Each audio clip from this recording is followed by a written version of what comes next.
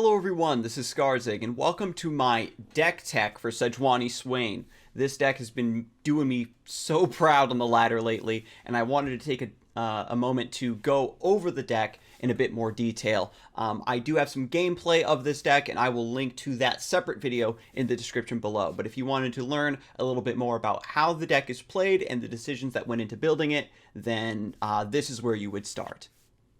Okay, so I've got the deck list up here in one nice image, so you can see all of the cards in the deck all at once. You can see how many of each card is in the deck, and now I can look at the cards also in an individual fashion, so we can see what goes into the decisions around each card, mulligans, and just general play style. So first up, of course, we've got Elixir of Iron. There is only 2 copies of this card in the deck. If you wanted to, you could very easily cut something for a 3rd Elixir of Iron. Perhaps if you only want 2 copies of Take Heart, or if you only like having 2 copies of Leviathan, or maybe if you only own 2 copies of the Leviathan, you could easily cut one of those and put in a 3rd Elixir of Iron. This is simply to get your value with Crimson Disciple, Crimson Curator, right? You get that extra rotation, have them survive a trade, have them survive a removal spell. Elixir of Iron is very, very important with Ember Maiden,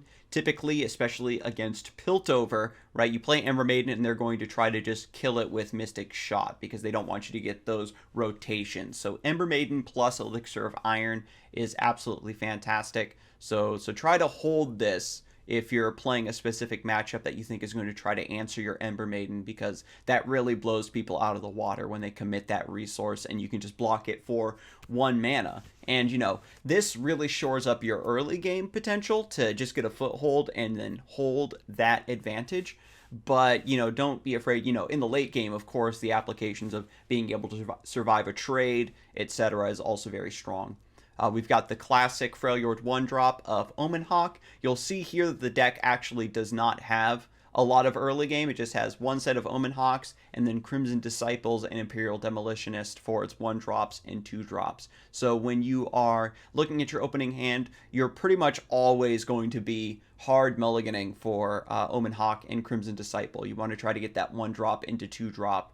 If you do whiff on those really badly and you do need to get to 3 mana to start making plays, it's not the end of the world, because kindly Tavern Keeper does shore that up a little bit, especially with the recent buff. A 3 mana 3/3 means that it's going to, you know, trade into something quite nicely potentially, and healing your Nexus will offset some of the damage that you've taken turn 1 and turn 2. So next up, we've got Ravenous Flock. The original version of the deck that was given to me, had 3 copies of Ravenous Flock, and I wasn't quite sold on it. It's a really, really fantastic card to play after you've gotten your Ember Maiden set up, or if your opponent is swinging with something big, maybe you chump block it with Omen Hawk.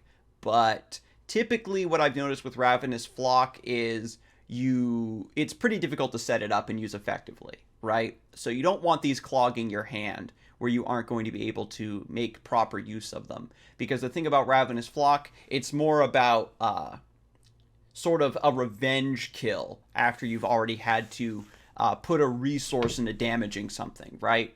Rather than being a tempo answer. A lot of other removals in the game are. So I ended up cutting down to 2 copies, and I think that that's perfectly fine. This is a really great card. The 4 damage is huge. So if you're able to just deal 1 damage to pretty much anything, right, with up to 5 HP, Ravenous Flock being able to finish it off is fantastic. So again, this is a card that I was not very impressed with initially, but as you start to get a better feel for its use cases and you can see the parts of the game or different scenarios where it really is strong, then it will definitely start to grow on you. If you really heavily dislike Ravenous Flock, you probably could cut it and try to put in maybe a 3rd Death's Hand, or maybe try Noxian Fervor, which would be very interesting in this list. But next up, we've got Crimson Disciple. This card there's really no 2 ways about it. It puts in work, for sure. 2 mana, 2/3, that just stifles your opponent from attacking into it with anything that's not, going to one-shot it. They have to be very, very specific about what they attack with and when, because you're going to be getting these trades with Crimson Disciple and, potentially buffing it with Transfusion, etc. They don't want to take this damage.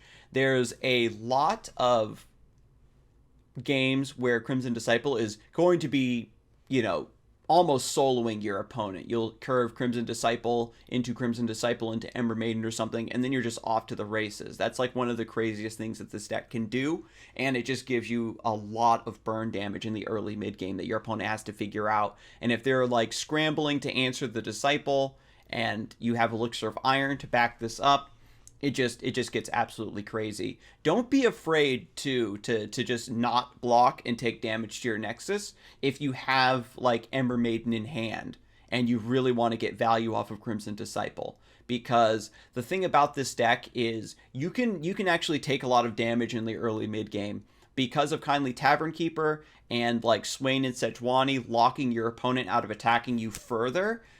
You can take a beating in the early mid game if you aren't curving out properly. But Crimson Disciple, play greedy with this card, I will say. Definitely that's the way to go, is play greedy. With Imperial Demolitionist, I only have 2 copies in the deck because Crimson Disciple and Crimson Curator are the best targets for it in the early mid game. And you really don't want to draw this like off curve, where if you draw Omen Hawk and Imperial Demolitionist, it's often correct to, just float the mana. Don't kill your own Omen Hawk and just to get the 2 damage to Nexus and a little bit of progress on Swain. You usually do hold on to this so you can hit specific stuff like Crimson Disciple, Crimson Curator, and in the late stages of the game, Leviathan, SEJUANI, and Swain all have, and Scar Maiden Reaver at that, all have very respectable health pools that don't mind taking the ping from Imperial Demolitionist. The regeneration on Scar Maiden Reaver is what also allows it to play very well into this deck, because you can hit it with Imperial Demolitionist or Transfusion, and it's just going to regen it up. It has a lot of pressure onto your opponent, where if they can't answer this, it just gets so much value. And, in the in-between games where this gets an Omen Hawk buff, you're feeling really happy about that. So next up is Transfusion.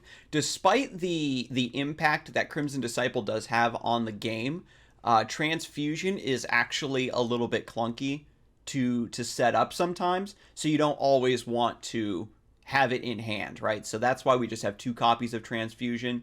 Again, maybe if you aren't partial to Ravenous Flock, or you've cut Take Heart, etc., like there's still definitely some different variations and distributions of these cards that you can play around with, but I find 2 Transfusion to be very comfortable, where, again, just getting a ping and buffing something is great to just get value trades. Next up is Crimson Curator. It's in the deck specifically for value. It's just a 3-mana 3/3, and you get extra Crimson units as it takes damage.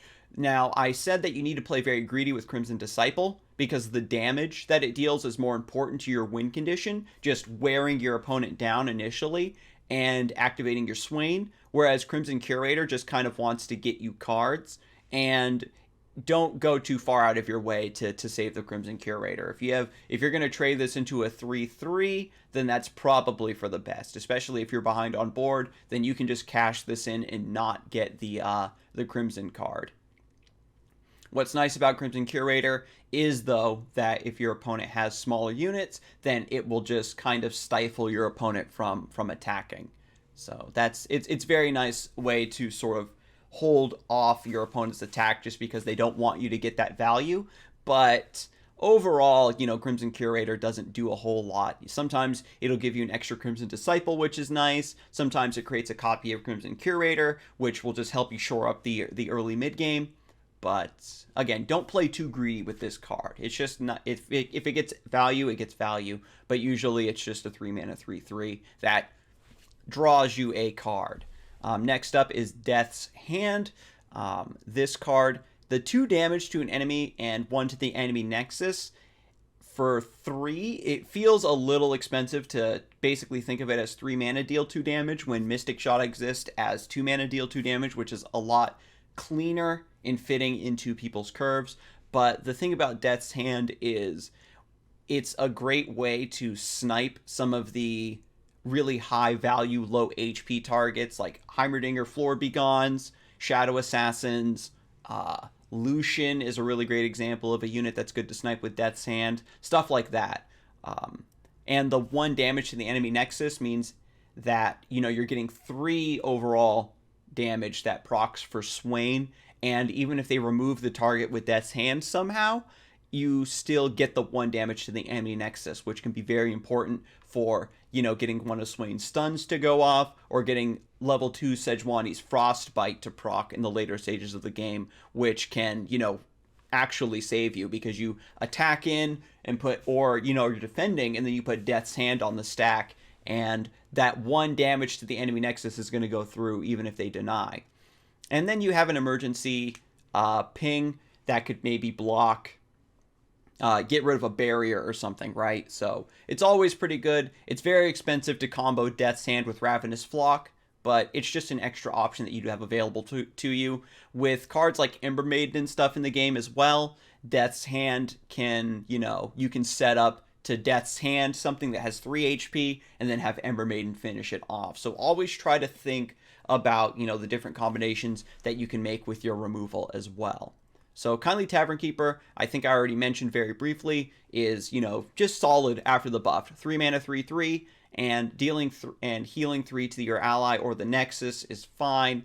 And this is another card that you don't really want to be too greedy with. If you are forced into a corner, again, just play the 3 mana, 3/3. Don't take an extra attack for no reason, just because you can heal back the damage, because you still have to play around like pilfered goods and stuff, or maybe like your opponent's leveling up a SEJUANI or a Gangplank or something, but maybe it's worth it. And always keep an eye out for value. There's gonna be a lot of scenarios where maybe you could heal your Nexus, but maybe healing a Crimson Disciple, even just for 1 HP, is worth it. Healing your Ember Maiden so that she gets an extra rotation of her 1 damage AoE is something I've done in the past before. Kindly Tavern Keeper, being able to heal up, again, these units that have really large HP pools can really do wonders for just being able to sustain against the board. So, very solid card. I'm really glad they buffed it, and when I was talking about this card on stream, I thought that they could push it even further and make it a 3 mana 3/4, but we'll see how it turns out. Next up is Take Heart. This has 3 copies in the deck, and I was this close to cutting down to 2 copies. But there was ended up being a game where having all 3 copies of Take Heart actually did matter, and I think that a lot of decks right now will fold against Take Heart, especially in the early mid game. The +3 attack is so ridiculous for having your smaller units trade up into things, and putting a Take Heart on a Crimson Disciple has that extra value of just getting those extra rotations of Nexus damage, or getting an extra unit from Crimson Curator, or, even buffing Ember Maiden so that she just sticks around and just keeps wailing on your opponent. So the utility of being able to make use of Take Heart, especially when you're setting it up with Ember Maiden and Transfusion, it definitely deserves a spot in this deck. And then it just gets even more egregious with cards like Scar Maiden Reaver and SEJUANI, etc. Now, next up, of course, is Swain. SEJUANI, that's the 2 champions the deck is built around.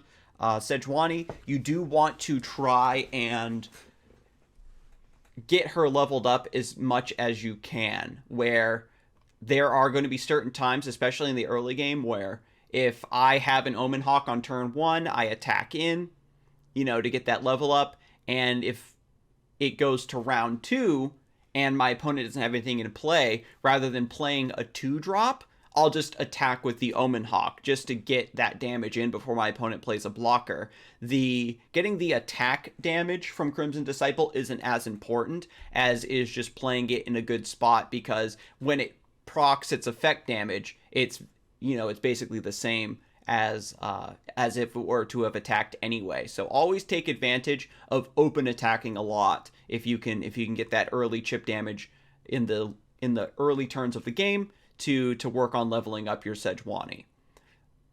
And Swain, don't be afraid to play Swain on curve. Even if he's not leveled up, there will be some games where you get a really strong combination of cards for your opening, and Swain is leveled up around round 5 or round 6 perhaps, and you can just play him down, right?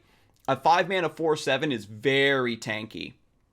Your opponent's gonna have to do a lot to get through him, and even if they use like Will of Ionia or something, then that's perfectly fine. You just want to get that out of the way, because Will of Ionia is going to hurt you more in the long run if they hit it on SEJUANI or Leviathan. So it's better that Swain tank that for you. And if they have something crazy like Thermogenic Beam or Vengeance, again, you're also glad to get that out of the way, because SEJUANI and Leviathan are much worse targets to get hit by removals like those. And the Leviathan draws you copies of Swain. Tutoring Swain out of your deck consistently with this card means that you don't need to worry about using your first Swain as much, right? Just as a generic threat. And if your opponent, again, is relying on very small, wide chump blockers in order to keep you at bay, then Swain is just going to swing in and isn't going to worry about those because of the fearsome tag. And you have to remember, too, that the ability for Swain to deal 3 extra damage to the enemy Nexus on Nexus Strike, you can think of Swain almost like a 5 mana 6/6, if that's the case. And the effect damage that Swain deals also feeds into his own level up, which is fantastic. And then, again, SEJUANI, very solid. She's crazy when she's leveled up in terms of just locking your opponent out of the game, and playing her especially when you're attacking on even turns, is just solid. This Frostbite is super important, and being able to save your SEJUANI when you know your opponent's going to be playing something big is also very important, where you'll pass and then use SEJUANI to Frostbite your opponent's threat, like Vi or something big like maybe Ledros, etc., or Cythria the Bold, etc. There's a lot of like very large threats in a lot of decks that SEJUANI's a really fantastic answer to. So those are the sorts of snipes that you want to look out for with SEJUANI. When you're on defense, it feels bad to lose out on the vulnerability where you can't kill the unit, but preventing your opponent from swinging in on you is overall a positive for your game plan, because when the game goes to 8 mana or more, 8 mana plus, you get Leviathan down, you play Swain, and then again it just locks your opponent down, and then you go for the win. I have had games where you draw like 2 Leviathans very early and they clog up your hand, but we just have 3 of them because having this on 8 is super important. You're almost always going to play Leviathan on 8. The Overwhelm is godlike. It has a bunch of HP. Drawing Swain and dealing 1 damage to the enemy Nexus is a way to just keep your opponent on a clock, right? Because you can have multiple Leviathans in play. You can have Leviathan plus Ember Maiden to deal 4 damage, and that's just, again, going to be proccing your Swain, etc. Sometimes, if you don't have Swain or SEJUANI in play, but you just have a Leviathan, that's sometimes enough pressure to close things out. So, as you can see, the list is pretty solid, and I'm sure there's a lot of variations of this deck floating around, but this one has just been stomping for me lately, and I really hope that, it does the same for you. So thank you for tuning into this. As a reminder, again, I will have a link in the description so you can click on the gameplay I have for this deck and you can see it in action. So thank you for stopping by, and you have a good one. I'll see you next time.